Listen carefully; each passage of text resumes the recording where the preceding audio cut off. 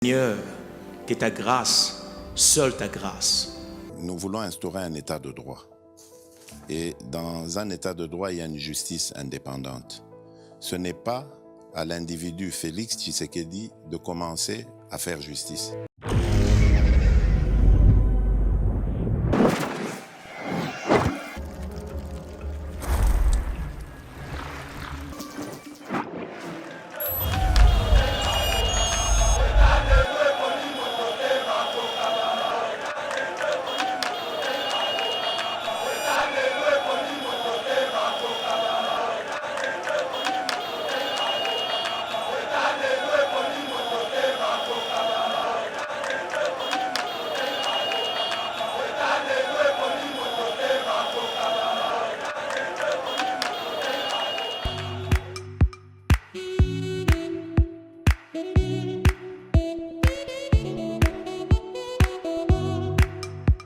Docteur, Papa Tito souffre de l'hypertension artérielle, le diabète de type 2 et la prostate. D'après nos recherches, le complément alimentaire BioHerbs Cacao est la solution pour Papa Tito. BioHerbs Cacao est un cacao en poudre de première qualité, possédant des propriétés aphrodisiaques, naturelles et puissantes. Elle n'est comprend d'aucun colorant ou arôme artificiel. Profitez avec le meilleur cacao, savourez avec de l'eau, chaud ou avec du lait. Retrouvez dans ce cacao vos performances physiques. Soignez la prostate sans médicaments ni opération. Je vous recommande ce complément alimentaire BioHerbs Cacao. Dégustez le meilleur goût du cacao avec BioHerbs Cacao. C'est vraiment très bien. Parce que nous passons la fermentation, nous avons barrière, nous avons le sucre, donc tout ça nous a vraiment très bien. Maman, là on va passer à la question. Côté Ouana, est-ce que c'est le divan? Mon gars, veillez dans vous. Nous sommes aux USA, en Europe, en France, au Canada et en RDC. Joindre via ces numéros.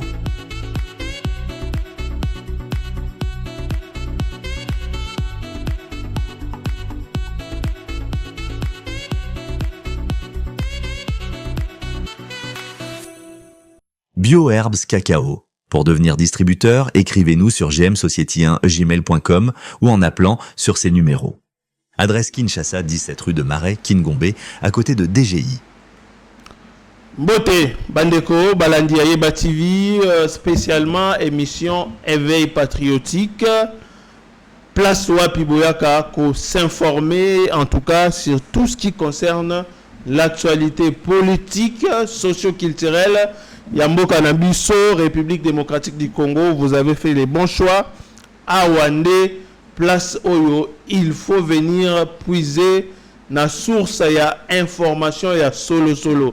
Na kosenga na bateau, bazo landabiso na nous abonner au s'abonner parce que il faut s'informer, l'ère est grave. Toza na bechole na plateau, tokobeta lisolo ya meeting populaire ya messieurs les sanguinaires Corneille Nanga. Oyo tourné na vinaigre bokoye ba makambu nini eleki na meeting wana tokobeta pe lisolo ya cité ya Nyabibwe toyokaki ba M23 AFC Corneille Nanga na armée rwandaise ba annonça qui cessait les faits mais curieusement bazo continuer ko attaquer biso lelo cité ya Nyabibwe eza entre les mains ya ba M23. Qu'est-ce qu'il faut savoir de cette situation? Torobet appelle le solo à l'Assemblée nationale, Oyo, bazana kataba préparatif, il y a voie de sortie pour la crise aux frappés biso na Est.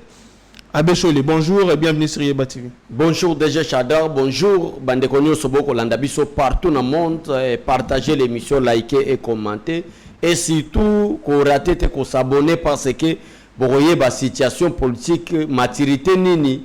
Nanga linga qui a prouvé la communauté internationale pour nous na dialogue nde yangwana message clé auto lingito pesa bino lelo na kati ya Yeba TV yangwa to lobi était partager l'émission, liker, commenter et abonnez-vous massivement.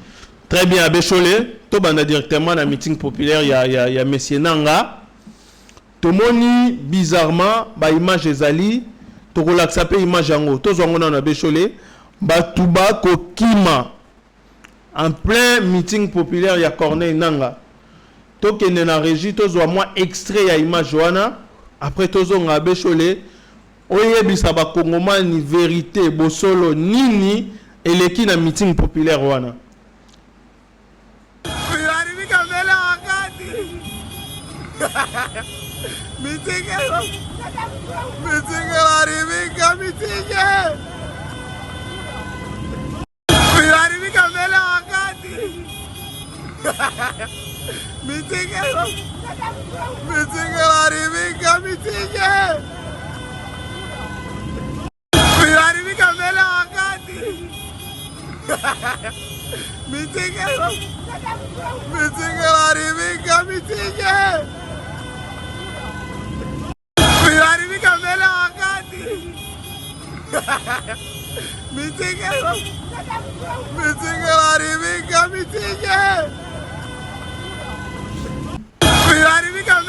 Très bien, Bécholé. Tomoni Batouba ko pakatambangu alors que ba annonçaki que ville ya Goma eza entre maboko ya Corneille Nangaa Batunaye, tout est en ordre, sécurité makamutu.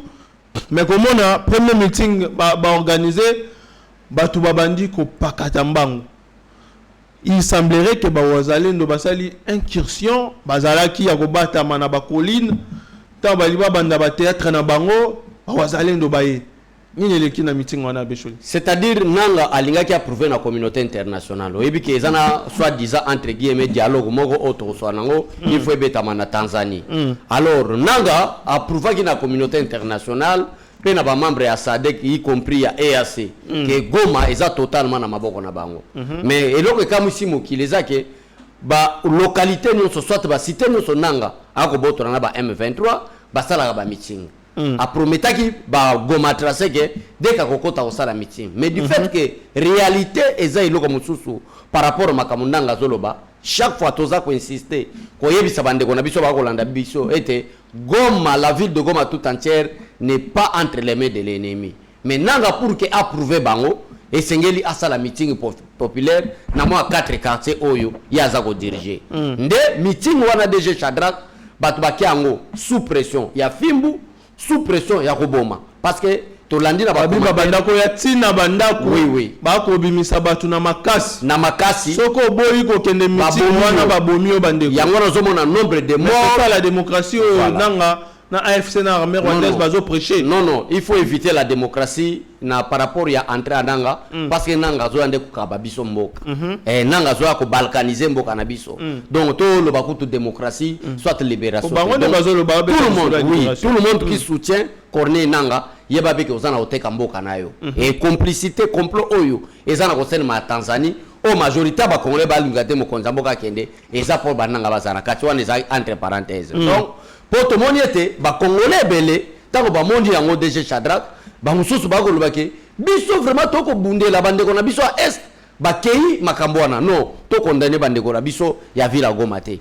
Donc et belé journal bandeko tozo bundela bango voilà bango wana bake batondi si stade voilà okay, c'était contre leur volonté okay. La volonté na bango te eza pression ya Corneille Nangaa na ba M23 Fimbu et Betami na bandeko na biso ba congolais ba o bazomona ke baza MPTT ba beti bango masasi sur place nde pesi ko banga et pesi ba piscose na mito ba congolais qui était obligé ya participer na meeting wana. Mais nzambe alingi ba congolais ba boyi na mabele na bango surprise de salemi ba wanzalendo na quelques forces armées ya République démocratique du Congo ba oyo ba batambaki na ba sommet ba lobi non mboka na biso eko kende boyete na minute to koloba ça tire partout yo moko yebi lokuta oyo ba Corneille Nangaa bazana ngo na ba M23 so meeting ngo réellement ezalaki mbele to moni ata partir ba vidéo ndenge ba bandi ko boaka donc vidéo bomoni et yeba TV talisibino eza réellement ba wanzalendo ba côté libango et que meeting esalemite makila ya ba congolais gangi si sika otokoloba ça tire de tous côtés na kati ya villa Goma. Très bien, Bécholé, et que ça la passe, comme on a Corneille Nangaa, soi-disant congolais, ou a obligé les Congolais solo, ou dans la partie est, va assister à un meeting na ya Bosoto.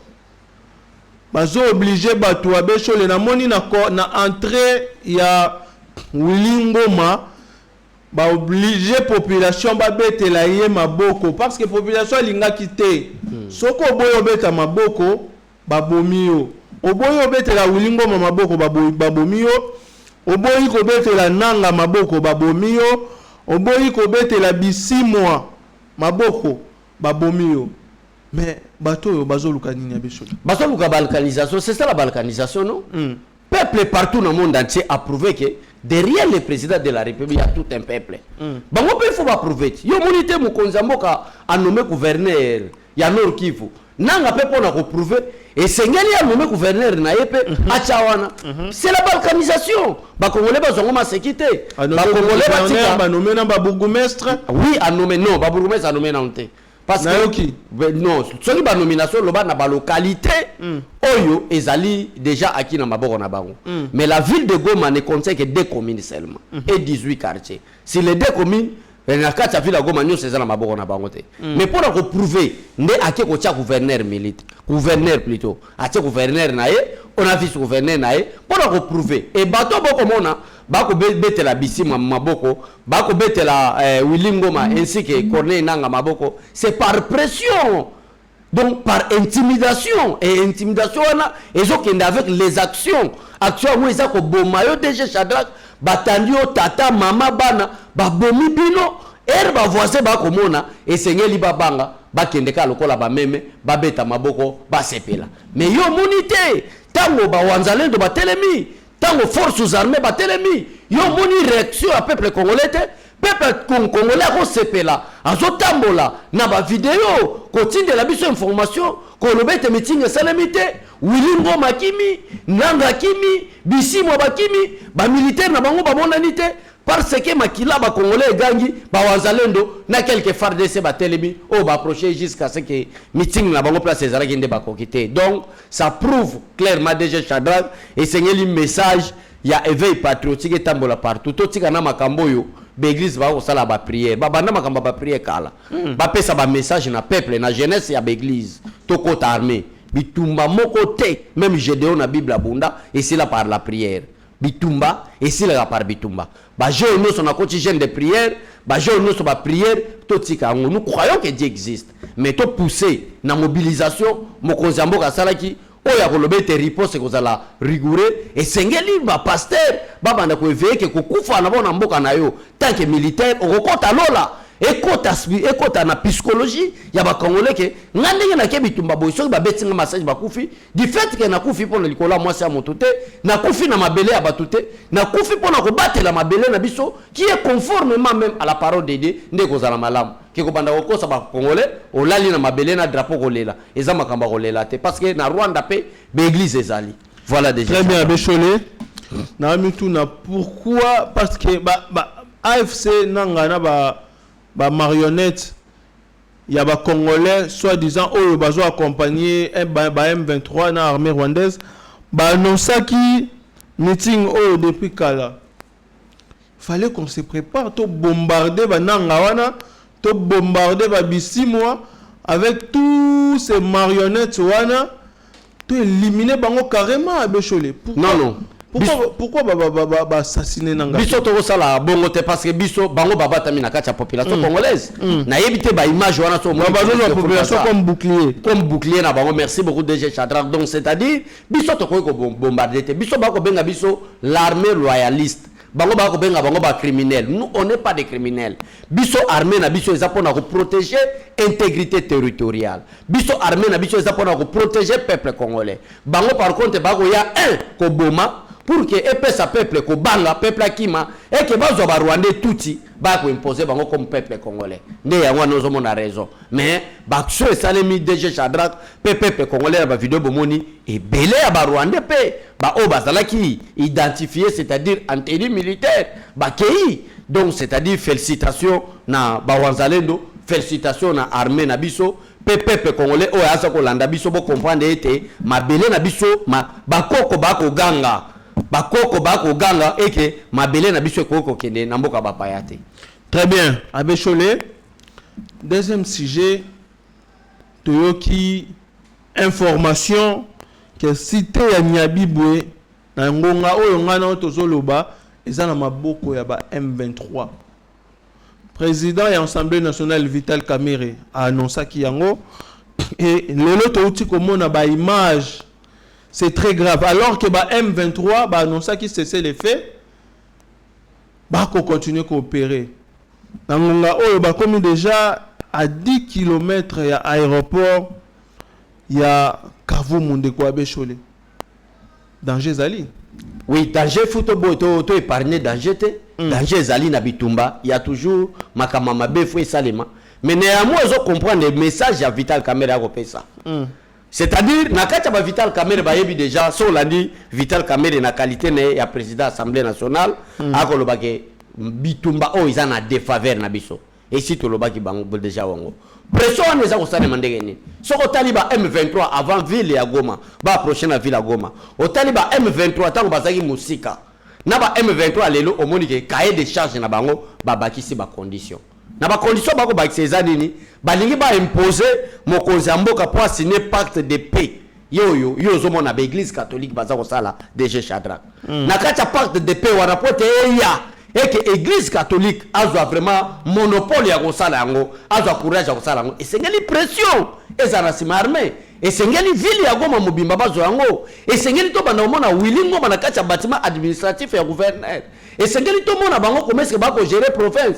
Et c'est une ba intimider peuple que biso na toko ya na Bukavu. Et c'est une so landi Vital Kamerhe wana ko bakutu ke à partir déjà c'est qui vous tozana katanga. C'est pas vidéo wana ba tokozongela. En néanmoins pression wana ezali pourquoi DG Shadrach ezali poto signer pacte de paix. Pacte de paix wana ezali nini balobi? Pacte de paix wana ezali Tshisekedi akotika la président de la République parce que aza déjà na fait un mandat. Toko kende na transition, il y a 3 ou bien 4 ans. 3 ans en transition, une année pour organiser les élections. Toko dissoudre l'Assemblée nationale. Toko komana oyo, toko komana oyo, toko benga bongo, bakomi yango quelque part, Conseil national ya réforme. Nakacha Conseil national ya réforme wana, c'est le pacte na bango obalingi ba imposer Tshisekedi et kozala été 150 députés ba uta na union sacrée. Nakacha union sacrée wana Vital Kamerhe azali. Nakacha union sacrée wana ba traître ya ba M23 bazali. Union sacrée ne dit pas que IDPS, union sacrée ne dit pas que président Félix Tshisekedi. Tous ces leaders wana ya union sacrée ba ko fanda to bimisa 150 députés. Martin Fayulu na lamuka ne mobimba 150 députés. Ba M23 kuna côté bakoya parce que yo moko yebi déjà donation chole.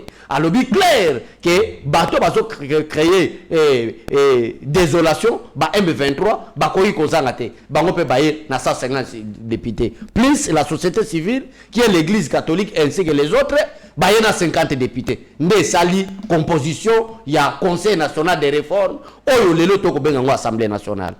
Très bien, de quoi Bécholé, Naza commis tout. Est-ce que l'église catholique na SSC va jouer à Rwanda T? C'est grave. Na moni, makamolobe est très important to kozonge la yango. Mais to landa explication au de quoi Bécholé. Il y a rencontre entre SSC, église catholique na ba M23. Donatien Cholé a expliqué pourquoi Bakolinga, Bakutanana, Nanga, Bakutanana, rebelle. Mais je me demande, Batoyo, qu'est-ce qu'ils sont en train de faire? Quel jet Basango, Nabino Batoya SCC, Boko jouer. Ceux qui bosa contre Mboka Oyo, il faut réussir. Token en régie, pose la vidéo Oyo. Attentivement, on va dégager qu'est-ce qui se cache derrière la Senko, derrière l'ECC.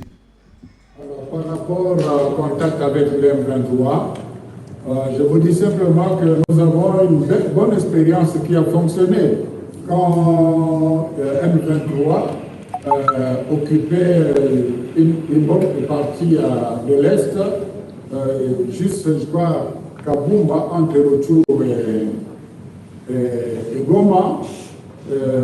Nous, la Senko, nous sommes allés, c'était en pleine guerre. Il y avait, la Senko était représentée par 5 évêques que j'accompagnais. Alors c'était vraiment pendant la guerre. Nous sommes allés, on a pris des contacts préliminaires aussi avec eux pour nous assurer qu'ils ne vont pas nous enlever quand on va arriver là-bas. Et on est arrivé, nous avons échangé avec eux, nous avons dit ce que nous croyons comme bien du pays dans cette crise. Ils ont donné leur cahier des charges que nous avions donné à qui les doit. Donc, on est dans la même philosophie. Ce n'est pas quelque chose... et à ce moment-là, ce n'était pas le président Tshisekedi qui était au pouvoir, c'était le président Kabila qui était au pouvoir. Donc, vous voyez que nous sommes là, non, nous ne tenons pas compte des individus, mais nous tenons compte du pays. Alors, par rapport à... Très bien, de quoi Bécholé, Nikamouya pacte de paix Oyo, Église catholique, na SCC Bako Memela Biso, au comment on a été que moi dans GP, Zana Sewanan de quoi Bécholé. Le président de la République à l'Obaki, Bokende, bon réfléchir sur les différentes voies de sortie dans la crise Oyo et qu'on frappe Mboka Biso. Mais première option et la seule option d'ailleurs, il y a SCC, ESA, dialogue Naba rebelle. De quoi Bécholé, ça laisse quand même des doutes sur processus na intention de l'Église catholique à bomba derrière les pactes de paix. Mais ESA déjà clair, c'est soit pour imposer. Est-ce que ESA vraiment pour envoyer la biso paix? Non, ESA pour envoyer la biso paix, ezali bon, ESA PO to le banine. PO ezali provisoire. Provisoire comment? Parce que makambo la mandu qui osa le essaie doser. Avec intention que Tshisekedi ne va pas briguer un troisième mandat. Ça c'est clair, c'est déjà constitutionnel. Tout ça lango sous débat wanate. Mais organe a dès que tout ça qui n'a pas que paix cause à la été et la société civile n'est qu'aucun qui organise l'élection. C'est-à-dire les chefs restent là, va organiser l'élection, tout en sachant que n'est que organiser l'élection, tous un candidat na biso moto songolo. C'est complot. Il y a un zomo na front pression zoya. Il y a un zomo na nanga alinga ki kaka asala meeting pour na kotia pression. Bota la population ezaka na Kinshasa te, population basaka na Kasai bandu d'Équateur te, population bazali pe wapi, bazali na Goma. Bota la population à Goma ndenge ba ko sala. Tout cela c'est so de pression tantôt d'une façon ou d'une autre. Ba pression basala kotia na kacha gouvernement pour que ça la comme image na bango, il y a communauté à SADC, il y a EAC ainsi que ba représentants, il y a Union africaine ainsi à Union européenne, ba zongo pe en compte. Mais na yebi malamu que pression ana to kanisa ata nombre ya bateau to kufi. Plus de 15 millions de morts. Ce qui doit additionner en haut, le nombre de femmes qui sont violées. Ce qui doit additionner en haut, le nombre de déplacés. Comme on a combien de déplacés? C'est tout un pays. Oh, Rwanda, Bomi. Mais tu as la sortie à crise. Oh, l'église catholique a remis la biso. Tout ça, la Sénat à Sika. Tout ça, l'Assemblée nationale à Sika. Mon Konzamboka à Longwa. Bangon de Bazoa. Monopole. Il y a qu'organiser l'élection. Est-ce que ce n'est pas une façon de replonger Mboka na biso dans la crise? Mais, Herba, tu vas voir, biso que Kabila te Kamboka. Oh, Mboka te Kamate. Déjà, Chadra, il s'est bakori en 2009 et 2013. Oh, il s'est bakori en RCD, le retour benga M23. Mais il y a wana. Mboka wana. Ba créer, ba balkaniser Mboka. Ba kobeta lisolo ya mise en place d'un conseil national pour les réformes wana Bécholé. Ba koye la biso susu ba Rwandais. Ba Rwandais. Na kati mboka oyo, président de la République Azobunda abengana ba Rwandais à tous les niveaux. Tozo lutter contre infiltration oyo ezo détruire mboka na biso. Mais lelo basango avec leurs propositions, ils veulent encore nous ramener ces gens ici. Ouais. Bah mais ma biso parce que ba monique 6 ans ça la sous na ba poste clé. Ouais, ba poste stratégique. Ouais. Donc dialogue ko memela biso nini? Dialogue ko memela biso parce que ba débat bazo memela biso ba bisimo. Ba misimo ko assemblée nationale. Bandanga na bato na bango. Ba ko assemblée nationale. Toko partager ba poste politique, toko partager ba poste d'administration, armée, bato wana kuna, azalaki ne bouvier, soki fermier, ye wana ba PCP général, ayawa, soki chef d'état-major général, azaya gouvernement, chef d'état-major général, ya ba M23, commissaire pro général ya la police mutuna bango commissaire général adjo mutuna bino et na mayele o ba Rwanda bazanango parce que les évêques catholiques ya Rwanda bazana buzoba lokola ba évêque catholique ya Congo te. Jamais Bouzoba Oyo, les évêques catholiques à Rwanda. Il n'y a que les évêques catholiques du Congo qui sont des idiots, qui proposent de pareilles choses. Il n'y a que des évêques catholiques du Congo. Parce que Rwanda a réclamé à travers ces évêques-là, Mabélé à Sidi Kivu, Mabélé à Nord Kivu. Mais Bisso évêque n'a pas proposé, Bisso sorti après. En attendant, c'est l'armée étrangère. Ne pas en sol Nabiso. Qu'est-ce faire? Et c'est le peuple congolais à tellement. Parce que déjà, bako tia mokonzambo ka pression. Lui seul ne saura pas s'en sortir.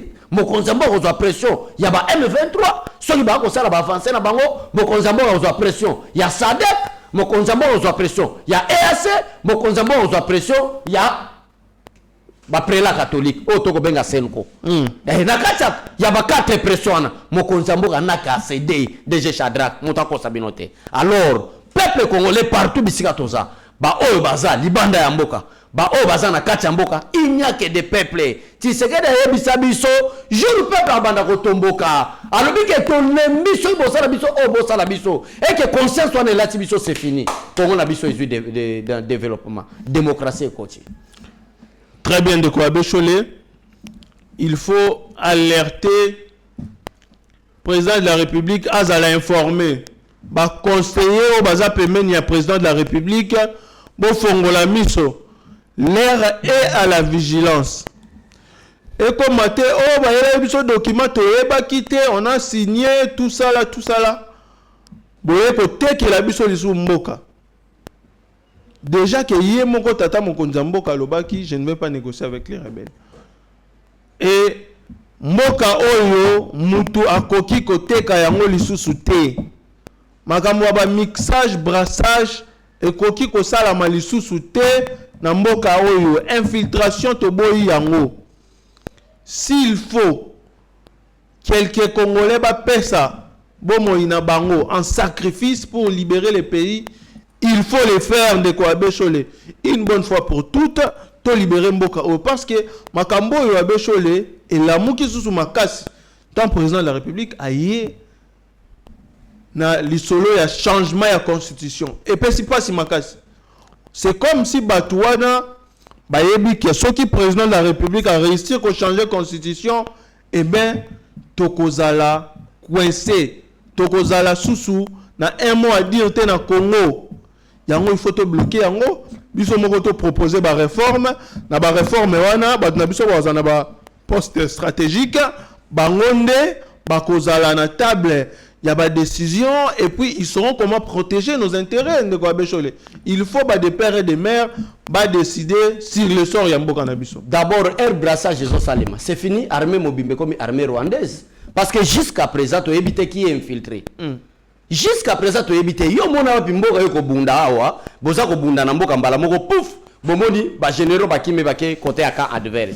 Bon, zone nombre oyo ba ya ko bakisa. C'est-à-dire un général chef d'état-major Yambo Kanabiso Rwandais Tolingi sous makambo wana te baluka un capitaine qui a l'expérience c'est pétata général-major tozala na chef d'état-major ata général-major bazwa ba sous-lieutenant o babunda qui est des expériences de Congolais et ba yebani ba pesa bango ba commandement toko kende liboso keko luka ba généraux au Kabila tika toko sala nyonso Kabila signa pas na ba généraux nae général Maele aloba clair dès que zomona ba service de sécurité baza incapable ya kosil sa bitumba soit ya kosil sa kuluna soit ya kosil sa insécurité boye ba malamu ke bato bazo sala insécurité na baza na kacha ba service de sécurité ya mwa to komona ngozo ko kisama ba congolais ba major ba ko avaler ba sim parce que baza na communication na ba M23 mais to komina nutango brassage te imaginez-vous major wana bakanga ki été boye ko sala sous brassage bo bakisi sous nombre ya ba infiltré. Donc ça ne va pas namboka na biso nde raison pour laquelle toye to lobiete proposition ya komema mokonza mboka na Tanzanie nazomona tina nangote soki nanga lokola kamera yebisi biso eke soki bazwi katanga Sidi Kivu banini esilekei bazwa kaka to koma esclave baboma biso to comprendre ke to kende ko céder yango boye to kende na réunion to sala boye parce que na réunion wana objectif principal DG Chadra va comprendre que les Congolais sont faibles. Tshisekedi bazo comprendre pourquoi Félix Tshisekedi a résisté face il y a intelligence à Paul Kagame. Boko finga Kagame na nyoso batu bako finga mais azala ko bunda po ba richesse ezala mboka na bino ezala na bénéfice à peuple na ye. Siko bazo comprendre nini oyo Mayele ni Tshisekedi azanango pour que a bloqué Kagame, si Kagame comme un niveau boy. Alors la cause c'est Tshisekedi, il faut empêcher Tshisekedi. Il faut Tshisekedi to yebise mandat ne comme na suka tika. Biso église catholique to organiser l'élection to bimisa candidat. Wana za Mayele na bango. Et nous so sale ma peuple congolais komona. Peuple congolais azoze la kaka amona yoka, be église za komona. DG Chadrak, be église aminendo tozana ngwawa. Ba parti politique tozanangwa véritable mobilisation ebandi botiki na makamba ba jeune de prière botiki na ko prier pour na mboka po prier na mboka tamulai to prier to zo boya présence on a pas solution tout le monde a pas solution te vraiment ba ministre voilà oh ba bossa na même ba fonction na bango ba koma na bango voilà pour organiser ba prière mais la biso nini na mboka on a ba ministre ba benga ba passer organiser ba prière même le côté par contre yemo ministre muyibi na passer muyibi bossa la pe non côté na ba ministre c'est-à-dire déjà Chadrak le problème était ici c'est l'éveil patriotique c'est l'éveil de conscience et bandi na ba église y compris ba politiciens biso nous sommes comme niveau mais aussi réellement Congo Zamboka na biso dès que message est là c'est fini aujourd'hui l'église a miné nos ça citer les noms nous c'est zawa na ba parti politique ça mobilisation générale non déjà Chadra Congo et Kolonga problème za awa tout zala na kacha bomoko pona hotel là parce que tu sais que déjà entouré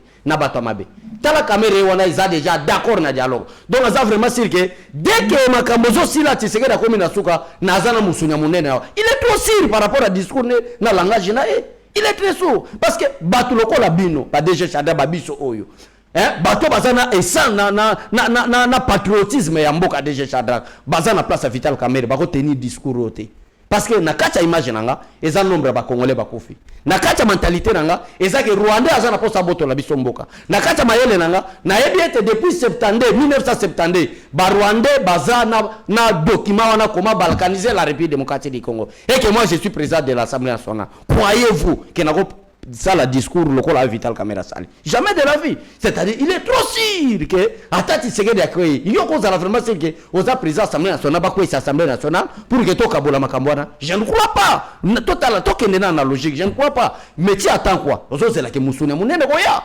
c'est-à-dire tu segede déjà mal entouré na ba chef d'institution na ba membre du gouvernement na cabinet na ye na ba maison militaire partout il y a l'infiltration. Alors qu'est-ce qu'il faut faire? Peuple et Sengeli, atika kilte ya personnalité, to landa bongo voix, il y a peuple pour que to bengana batumusus. Très bien. Abbé Cholé, c'est très important.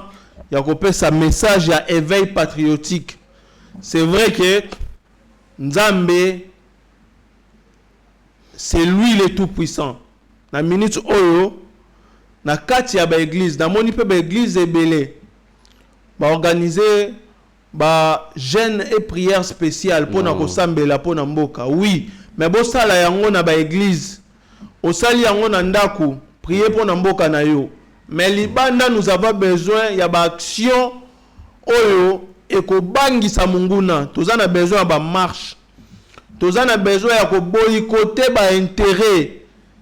Ya ba M23 ba intérêt ya communauté internationale. Na yoki na yoki yoka un député Abbé Cholé abeti lisolo ya accord moko to signaka na Rwanda oyo ekopesa bango possibilité ya ko exploiter ba matière première awa na mboka na biso ba biloko wana on doit directement frapper to kata ba accord wana nyoso accord oyo ezo permettre or nabiso ba diamant ba biloko belé ba kende ko raffiner yango na Rwanda on coupe directement toute relation à caractère économique na Rwanda to kata toute relation à caractère économique na communauté internationale au bazar derrière Rwanda tozo kata directement à Abbé Cholé. C'est comme ça que ça ba koyeba que non peuple congolais telemi to ko boya ba Air France awa ba Bruxelles Airlines toko kata ba Orange ba Canal Sat toko boya ne yango ko mabiso na libération Abbé Cholé. Si seulement si que ba américain baza derrière les Rwanda bateau baza entouré président Félix Tshisekedi. Tout le monde y a l'expérience d'autres pays comme le Mali, le Burkina Faso, le Niger. La stratégie, ça l'IDG Chada n'a pas vraiment joué dans mon délégation américaine qui est en Niger avec des officiers généraux qui est en Kati. Kati alliance militaire avec les États-Unis pendant que ces généraux-là étaient dans le sol Niger. N'a évité conséquences de Mabé comme les banques. Pourquoi pas bateau nous sommes tout autour du chef de l'État? Nous consommons un partenariat aux États-Unis depuis son premier mandat. Pourquoi ne pas approcher le pays? Nous avons besoin de vrais panafricains. Nalandi président même, je crois, Ibrahim Traoré, c'est du Burkina Faso. Azor le même conflit à insécurité à Congo. DG Chadra. Il parle du Congo. Mais est-ce que Makamouane est athée? C'est pourquoi on a évoqué le Rwanda DG Chadra pour nous prouver dans la communauté congolaise que l'entourage du chef de l'État. Il y a le problème de l'entourage. Trop d'hypocrites. Et ça n'a pas de l'entourage. Deux fois politique. Ozo alokola oyo général oba soki ya maison civile. Général Ntumba. Franck Ntumba. Il a été grave net général Franck Ntumba. Je crois que depuis que le président Félix Tshisekedi est au pouvoir, il y a général Wanazaka Wana, je crois bien. C'est lui le chef, il y a maison civile. Maison militaire, le chef de l'État. Organisation militaire, que ce soit au niveau de FARDC. Je crois à Zanama Loba Pemé, le chef de l'État. Il semblerait que Yende Moutou a nommé plusieurs adjoints à un poste stratégique au bazar à résultat de brassage. En dehors de ça, Bamindelo Bakenda Gozo Bazar pour attaquer chef de l'État. Mercenaire Wana. Au lieu de 2800, il a 250. Mais bon, gouvernement, il y a plus de 2800. Est-ce que c'est inacceptable pour nous libération face à un pays alliance accaparé dans Mboka Nabiso na Bozuna Bino? Un général millionnaire, Nayoki Moutoua Koye Bisanga Abi général Wana a contact à millions. Général Atamola Namoutou. Il a escroqué la République plus de 432 millions. Et heureusement, on a déjà général Zolata Chenet il y a $50,000 na Kingonae. Azotambola na Jeep climatisé au ba ministre Batambola. C'est que l'armée Koufi, même ne pas Mobutu Mona ba généraux ba Otambola Boeta. Général na Jeep climatisé. Bagarde ne pas na Jeep climatisé. C'est grave. C'est grave. On a ba Jeep ya ba généraux, tous ont négligé armée témé. Général azana ba disposition o ya Tambolango. Mais o loko la ba Franck Tumbata. Donc c'est-à-dire infiltration et contact à la DG Chadra. Très bien, Ndeko Abe Cholé. Nani ako tumbola Vital Kamerhe. Bozo vilipande Ndeko Vital Kamerhe Abe Cholé. Président de l'Assemblée nationale, il s'est prononcé à lobby très très bâti Kaye Kimia. Il fait son travail par amour pour le pays, par loyauté envers le chef de l'État et ce travail a kosala yango na bolingo. Mais batuba ko mema ba information ça et là pour na ko détruire image na e déjà à Sibir makambebele. Botika e kimia na ba cour oyo Vital Kamerhe Sibisa soki ezalaki congolais mosusu alingaka ndima même pas ko travailler en tant que président de l'Assemblée nationale. Wana maloba na e tokende na régie tozwa élément wana Abe Cholé ba reproposer biso élément wana mais nazo rappeler ba Kongomani oyo bozana moi ba problème ya santé cacao oyo bio herbs eza ko sunga na makambu ebele et ko aider na ba problème ya tension eza ko réduire taux ya sucre na makila et puis ezo aider pe na ba performance ebele ba numéro zo le kawana na C o azana besoin ya cacao bio herbs akoki ko contacter to a contacter biso directement to kende na régie to zwa élément oyo Abe Cholé déclaration à Vital Kamerhe bon tozonga. Je vais demander aux honorables députés, mes chers collègues, vous qui avez le privilège de rencontrer le président de la République, il faut lui rapporter des choses vraies. Et en ce moment, le président est très préoccupé par la situation de la République démocratique du Congo. Je crois que certains d'entre nous n'en mesurent pas l'ampleur. Ce n'est pas le moment où un enfant va aller déranger le papa avec des fausses nouvelles. Je ne pense pas avoir dit ici et demandé aux députés d'aller négocier avec les M23 ou avec qui que ce soit.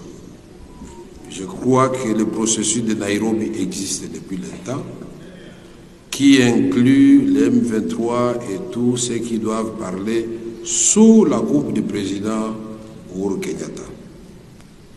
Je n'ai pas dit non plus qu'on va inventer la roue puisque le processus de Luanda existe sur le plan diplomatique avec tous ceux qui sont concernés. C'est comme ça que je vous ai fait l'honneur et c'était pour éviter toute ambiguïté, pour que les rapporteurs vous lisent exactement le contenu, la lettre du président de la République. C'était écrit en français clair et qui n'appelle aucune interprétation. Le président de la République, commandant suprême des forces armées, qui a toutes les données que vous n'avez pas, vous qui croyez l'aimer plus que tout le monde, le président a demandé que les députés et les sénateurs puissent réfléchir et lui apporter leur contribution sur deux volets, diplomatiques et politiques. Je ne pense pas que dans cette lettre-là, il a demandé qu'on lui amène un volet de déclaration de guerre. Puisque la guerre est déjà là, nous la faisons depuis 3 ans. Et je vous ai dit hier que le temps n'était pas de notre côté. Parce que parmi les députés, il y en a qui ne savent même pas où se trouve Minova, Nyabibwe et consorts. Quand on vous dit, on vous parle la langue, il faut saisir la gravité de la situation. Je crois que nos amis d'ici le Kivu du Nord qui peuvent vous dire que Nyabibwe est effectivement tombé cette nuit. Ils sont à Iousi. Iousi, c'est à quelques milles de Katana. Katana, c'est déjà la ville de Bukavu. C'est pourquoi je vous ai dit, est-ce que nous allons continuer à tourner en rond ou nous allons donner la matière au président de la République pour montrer que la République démocratique du Congo n'a jamais traversé une seule frontière avec ses voisins et que la République démocratique du Congo est attachée profondément à la paix, non seulement chez nous, mais aussi chez tous les voisins. Et je crois qu'en matière de l'art de la guerre, il faut des fois prendre l'adversaire là où il est faible ou le surprendre là où il ne vous attendait pas. Je croyais m'adresser vraiment à des gens déterminés et avec lesquels nous communions, puisque vous avez fait des interventions ici. Je pensais que nous avons parlé le même langage. Troisième élément, pour les habitués des forats ou des forums, c'est selon, comment vous allez mettre 10 commissions ensemble et commencer à parler sans un document de base? Le document qui vous a été distribué hier, nous avons dit que ça s'appelle document martyr. Vous pouviez même le déchirer et dire, bon, tout ceci, ça ne nous intéresse pas, nous avons un autre document. Mais en République démocratique du Congo, quand il y a un groupe de gens qui amènent une contribution, tout le monde veut être initiateur de tout. Et avec ça, nous n'allons pas avancer. Nous devons cultiver l'amour entre nous. Et ce que nous faisons ici, c'est une sorte de sacerdoce. On n'a pas dormi, on attendait que les commissions terminent. C'est à 2h30 qu'on nous dira, bon, finalement, ils sont fatigués, ils vont continuer le matin. Mais entre-temps, nous devrions continuer à donner des coups de fil. Quand nous travaillons, c'est sous serment de loyauté vis-à-vis de la patrie, vis-à-vis du président de la République. Aimer le président, ce n'est pas crier tout le temps au micro, j'aime le président, non. Très bien, ndeko abeshole. Namoni bato pe baza mo ebele na chat, mbote nabino en tout cas namoni Jisemala, namoni ndeko Caleb Kapuku, namoni ndeko Feli Fila, namoni ndeko Junior Kiese, namoni ndeko Nancy Chipanga. En tout cas, ceux qui besoin de question, n'hésitez pas à commenter. C'est pour vous une manière de nous soutenir. Ndeko Abechole, Tomoni Vital Kamerhe a regretté. L'homme qui a toujours travaillé avec loyauté, na bonne volonté, mais Batouba Kendeko Ebisa, chef de l'État qui est Vital Kamerhe, aza traître Ndeko Abechole. Pourquoi Magambo Bongo? Vital Kamerhe a tika la loyauté. Atika Lokuta, depuis créé Vital Kamerhe, bon, depuis le mandat Tshisekedi, jusqu'à présent, Vital Kamerhe travaille pour l'intérêt des Rwandais. Oh, Vital Kamerhe a été nommé directeur du cabinet du président de la République. Oyebisor Nae, je crois. On a été justice parce que il a été lavé par la justice. Il n'était pas lavé, il était lavé par la politique, pour les intérêts politiques. Mais la justice avait condamné Vital Kamerhe. Du premier degré jusqu'au dernier degré. Mais pourquoi se retrouver sous président de l'Assemblée nationale? Se retrouver parce que c'est la politique. Vrai peuple congolais. Il y a des intérêts politiques. Il y a des négociations politiques. Mais du premier degré jusqu'au dernier degré, place degré comme Anasuka, Kamerhe n'a jamais été libre. Il a été condamné. Abechole Moutalobi, ce qui a dit à la présidente de l'Assemblée nationale, ils ont rapport au président Fachi. Non. Sinon, aucun Congolais après avoir subi, Nyonso au Vital Kamerhe a subi ça, à l'ingaki ma poste. Ils ont preuve à l'appui, ils ont prouvé clairement qu'en dehors, il y a la loyauté. En dehors, il y a la loyauté, ils ont le quota. Parce que na kacha union sacrée, bimagi 3 noms. Nana yebise que Fachi a l'ingaki. Parce que ceux qui font ça, vous pouvez rester. Mais Tokendagi n'a primaire, pourquoi? Parce que Fachi c'est un démocrate. Donc, tout ce que Kamerhe a dit, c'est le quota. N'a pas par exemple le directeur cabinet Makamba Sala. Abimi prison, deuxième élément. Abimi prison, sans l'autorisation du président de la République. Moi encore nommé ministre de l'économie Nengazalaki. Ake ko beta tour na babuna gana ke naza na tambola na yo kabangona proposer mo konzamboka. Et pendant que mo konzamboka ko boya, kengana ko swana bangote, cahier de charge au Vital Kamerhe memana mo konzamboka yebiango négocier na ba M23. Oh. Era bimi prison yebite a touraki na Nord-Kivu. Deuxième élément, donc ma négociation ezalaki après sortir à prison nae. Et raison que ça peuple congolais que ceux qui n'a commis président de la République, et ça pour le président Fachi. Non, pas ça la santé financière. Et aujourd'hui, il a beaucoup d'argent. Est-ce que Ndeko Vital Kamerhe a côté l'année 2028 Yango na kasi. Yango ba lobi to sala muto akende comme ça to tika la pe to régner to partager. To régner to partager to teka Congo. Parce que plan ya balkanisation Kabila ezana mutu nanga. Proche ya Kabila makasi seri wana Vital Kamerhe, secrétaire général à PPRD. Président de l'Assemblée nationale. Après, il y a l'aventure Bima qui est infiltré en opposition. De Vital Kamerhe. Et pendant que tu sais que tu es vivant, il y a senti Vital Kamerhe. Pourquoi le peuple va dans histoire? Donc, c'est-à-dire, ce qui est le Vital Kamerhe, c'est pour l'intérêt des Rwandais et non à chef de l'État. Alors, par amour. L'amour, c'est les actes. Même la Bible le dit que car Dieu a tant aimé le monde, il a donné son fils. Qu'est-ce que Vital Kamerhe est en train de donner pour prouver son amour envers les Congolais de Chadra? Goma, c'est son fief électoral. Bato Bakoufa kuna belecteur. Il y a Vital Kamerhe. Est-ce que Goma tracé baza d'accord na Vital Kamerhe par rapport au dialogue? Na batu oyo babomi bango.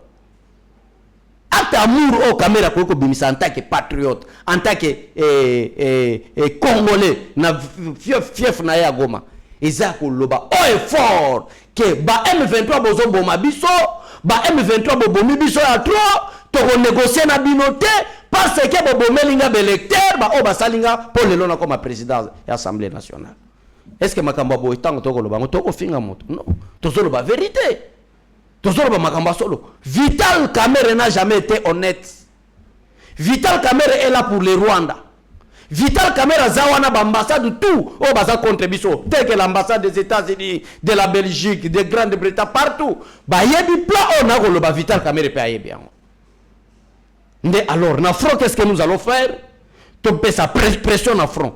Pour que na front elle pression zoya, ngai loko la deuxième personnalité de la République. ngai loko la président Assemblée nationale na ko tia pression parce qu'il a un mot à dire Vital Kamerhe na mboko na qualité na ya président Assemblée nationale tala makambo ezako ya na mboka nde raison pour laquelle na yebisi bande ko nga ba congolais chef sel a kokate buta ko sae oh Fachi beto a kokate pression église catholique babandi consultation pression ya SADC et EAC babandi de gens pression à la communauté internationale pression à Bitumba Fachi sel ne sera rien il n'y a que le peuple bako côté les mela pour la débouter dehors ba plan au Kamerhe bazanango il y a dialogue pas non seulement Kamerhe bazo edete mais plan oui ça ba Vital Kamerhe na prela catholique pour la benga na mokonzi mboka aza la candidate ba comprendre que à part ba congolais à part ambiance basi haine parce que congolais haine bango la bango ba lingana te seul mutu to moni que tête bien faite c'est que dit toi empêcher c'est-à-dire quoi yo zo mona te na pacte de paix na bango ba signer déjà Chadra o utokotanga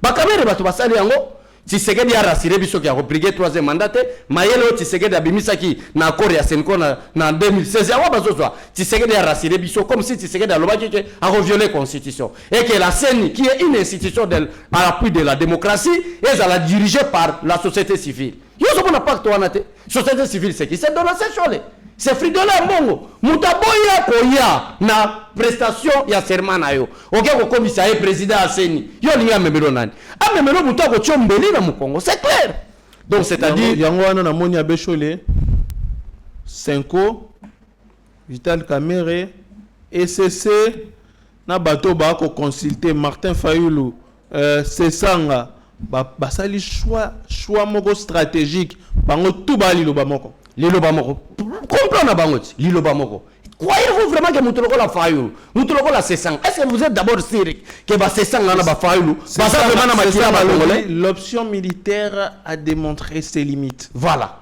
est-ce que vous déjà Chadra on doit passer sur la table de négociation voilà table de négociation c'est autant ba beta l'histoire de négociation déjà Chadra na union sacrée mec kitoko déjà Chadra na union sacrée tozana ba membre ba M23 c'est le Congolais to beta rassuré na union sacrée peut-être c'est Félix Tshisekedi et les autres là ça je vous dis la vérité en tant que patriote les restes là sont capables de négocier même aujourd'hui ba M23 ba bouleverser Villa Kinshasa sont capables de mutambo yazate d'abord les chefs c'est Joseph Kabila alors quel est le vrai problème maintenant si go ezali ba Congolais ba ndeko na biso ba Congolais ba kolanda biso neve patriotique bano biso to boti lobby ba rotuna biso bozalaka wapi bosala lobaki ke biso ba Congolais soki to telemité to kokoma ba esclave ba Rwanda yango na yebite déjà Chadra yo ndimaki ke mutu lokola frère Djongo a rozwa exil Rwanda oza vraiment sûr que Vital Kamerhe Frank Djongo exil ne kozala Rwanda mutu basako benga loma muniere mutu basako benga Tshisekedi ya miniature Frank Djongo lelo Frank Djongo azali banda mboka na Rwanda qu'est-ce qui prouve que lobby Martin Fayulu akende kunate qu'est-ce qui prouve que le prochain tour c'est Denis Sangate raison pour laquelle ezaka ka conscience ya peuple congolais très bien abeshole to rappeler bango article 1er ya constitution. La République démocratique du Congo est dans ses frontières du 30 juin 1960 un État de droit indépendant, souverain, uni et indivisible, social, démocratique et laïque. Bino batu bwana complot ya ko diviser mboka oyo. D'ailleurs complot ba réussir ça ngo karaté. Pourquoi? Parce que mboka oyo eza ya Nzambe. Tokomi na suka ndeko abeshole. Congolais a tellement. So Congolais a tellement été bo landa l'église. Donc Fachi nenga zabo il faut kanana ba passer fimbo. L'église nous se fongwami. Et là ici est distrait peuple congolais. Au les peuples ensemble ba kende ba bongana vie, c'est elle le passé bazana ba djib. Après aux huit drapeaux RDC, aux olato balgana ba belele, Yesu comme si na Rwanda Yesu azate comme si Wilingo maebi Yesu te. Donc c'est-à-dire esengeli tozo conscience totalement pour que mboka na biso ekende liboso. So ki congolais totalemité, c'est fini toteki mboka na biso. Très bien bandeko tokomi na suka, tozo senga na bino en tout cas, bo s'abonner massivement na Yeba TV. Ozana eloko suggestion, moi remarque, comment en commentaire, ba numéro eza na ba écran, comme la biso na WhatsApp, au bengi appel normal, on va répondre. Bitumba Oyo, président de la République, au nom de la Constitution, Oyo a prêté un serment à Kolonga Yango, parce que Mboka Oyo eza ya ba Congolais. Et constitution, oyo, il faut changer en haut. Et pour changer constitution, oyo, c'est le président Félix Antoine Tshisekedi. Tokutani Mbalasi Mabandeko. Émission Sili. Seigneur, que ta grâce, seule ta grâce. Nous voulons instaurer un état de droit. Et dans un état de droit, il y a une justice indépendante. Ce n'est pas à l'individu Félix Tshisekedi de commencer à faire justice.